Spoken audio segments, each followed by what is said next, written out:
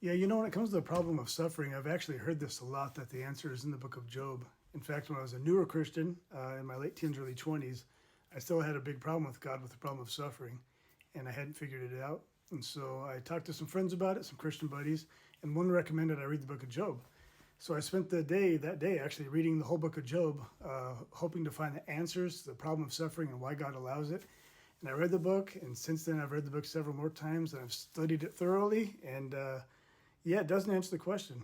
There's a great book called Deconstructing Theodicy, which discusses the attempt to generate theodicy from Job and why it's an eisegetical approach, or in other words, an approach where you put your theology into the book instead of deriving your theology from the book.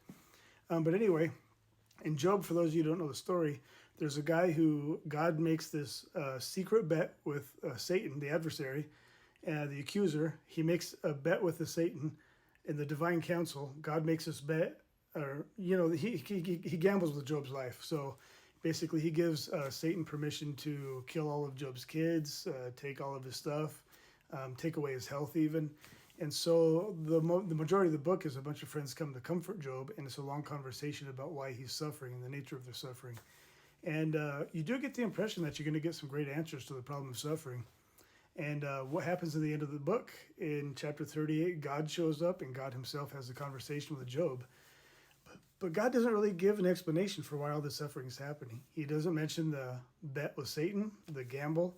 He doesn't mention that there's good life lessons in this and it's all going to turn out for good. He doesn't mention any of that. He basically shows up and just flexes his muscles and talks about how awesome he is. And he talks about how Leviathan is his pet. And he talks about how he's tamed all this stuff and how he knows so much more than Job. And Job, of course, cowers down before the power of the Almighty. But there's no answer there. Some people have tried to say that the answer is God himself and his might himself. That works for you, go for it. But I think what Job is really, without the later addition at the end, but I think what Job's really trying to do is take apart our attempts to understand the divine ways, and in particular the divine ways with suffering. Basically, the argument would be something like our brains are just too small to contain whatever the answer for this thing might be. Or the argument would be something like you're just not of respectable enough stature in the place to be qualified to ask these questions. You're too small and too human. So Job doesn't provide a consistent answer to the problem of suffering, if it provides one at all.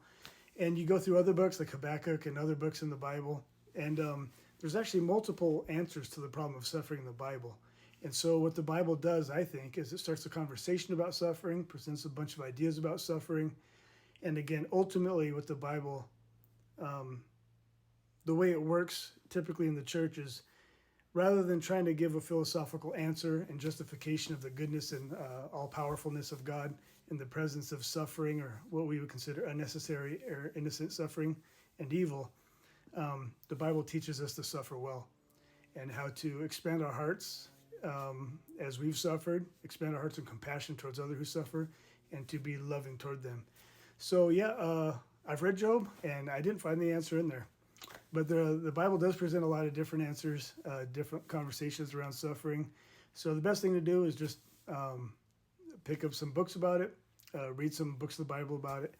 Actually, I like Ecclesiastes the most in regard to this question. It takes some thinking, but it's very profitable to read. I also like Habakkuk, and I like to think about the cross of Christ, because I think that reflects a lot of God's attitude towards suffering as well in the Gospels. Paul has a conversation in Corinthians too about how suffering his suffering has enabled him, and suffering like Christ suffers has enabled him to better minister to other people and be with them in their suffering. Helps us to do that. So that's another good option too. Okay, thanks.